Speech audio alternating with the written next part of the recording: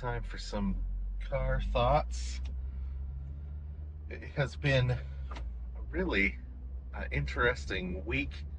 I've been had some opportunities to talk to quite a few different folks in a number of different industries, and uh, am seeing something that I think is going to be really interesting when it comes to classical education, because people are starting to say, they're starting to look around at AI and say, man, I think that if you've spent a lot of time studying STEM or studying computer programming, studying all of that sort of technical expertise on some things, that it's going to actually be a struggle to find a job, because AI can replace a lot of those things.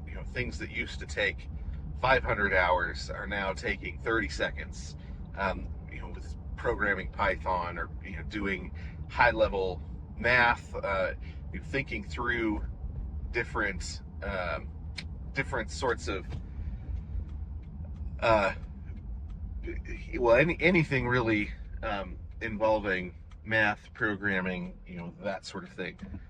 Those sorts of programming languages, and what people are noticing is that the ability to think creatively, think logically, communicate well with words, communicate accurately, is going up in value, because AI can do so many of these other things that have been incredibly valuable and important.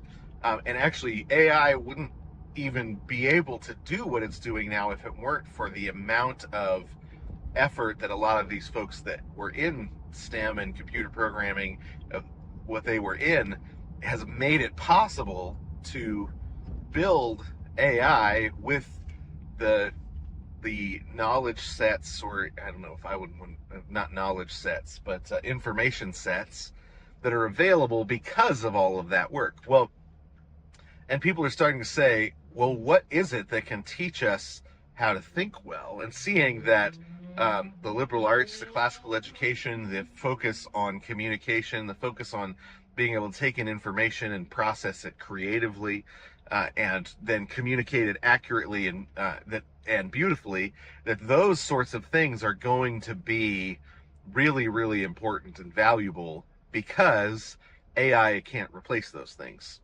AI isn't at a place, and won't be at a place anytime soon, where it can replace any of those things. So if you think about it, like, there was a time when it took a whole series of people to run a manor house, for example, because the dishes and the cleaning and the clothing and the repairing of clothing and the laundry, all those things took so much time and effort, that it took a large group to run a manor house. And it's interesting to see, when you read Jane Austen, that there's all these different servants, and sometimes it'll be like, well, they weren't particularly wealthy, they only had 10 servants. And you think, oh wow, that's not wealthy, comparatively speaking, right? That's middle class or something. But it was just because the labor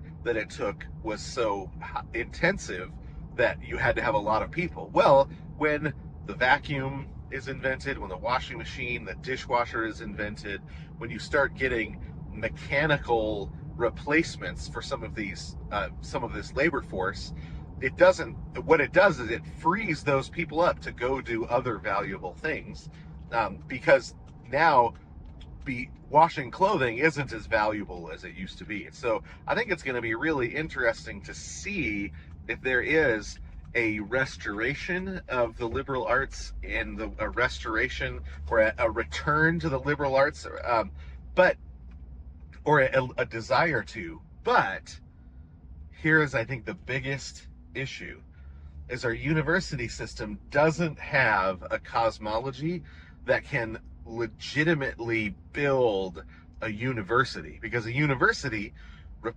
requires an understanding that there is a single body of interconnected knowledge. because the world is a single unit of interconnected, differentiated but interconnected things, differentiated but interconnected objects and subjects and things that can actually, that when a person knows about them, it can actually be called a universe of knowledge, right? There's a unity and a separateness, many different things held together in knowledge, because we don't believe that. Because we no longer believe in an interconnected cosmology with an interconnected reality, with interconnected knowledge, that there's a body of knowledge. We can't actually keep a university together. So it's not going to be enough to say, hey, we need to start some grammar schools. We need to start some schools that work through the education, the first three liberal arts, grammar, logic, rhetoric, or those things are going to be really important. But I think we actually are going to need to build up people that can build universities, build up people that can restore some of these universities. And that's a matter of really actually having the knowledge, really actually being educated. And we're stuck in a spot of, we have the fruit of a lack of education, where everybody has to specialize in order to be useful. And we don't have that broad foundational base of education anymore. It's just not there. So what are we going to do? How are we going to restore it? What are your thoughts? What are your ideas? Because I think AI is proving that STEM is not the future. That STEM is not going to be where it's at, unless you're, of course, studying AI and how to build and expand AI. So I think it's an exciting time to have been studying the liberal arts. And I think that my next set of podcasts is going to be on what are the liberal arts, what is the trivium and the quadrivium, what does it mean to be educated, and what does it mean to be literate. So that's where I think I'm going to go next, because of the exciting revolutions in AI.